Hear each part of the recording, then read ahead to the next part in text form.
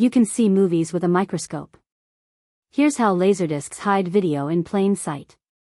Before DVDs, there was LaserDisc, giant CDs that stored video as physical grooves you can actually see. First, the disc.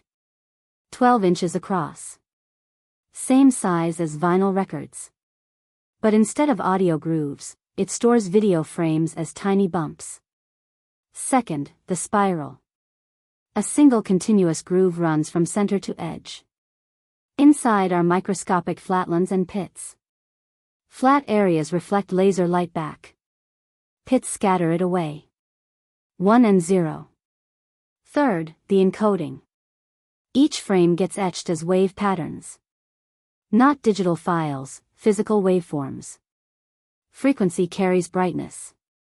Depth carries color. Video becomes topography. Fourth, the readout. A laser follows the groove at 1,800 revolutions per minute. Reflected light hits photodiodes. Fluctuations become electrical signals. A decoder reconstructs NTSC video. Analog video encoded as physical geography, that's the LaserDisc. Subscribe for more extinct technology.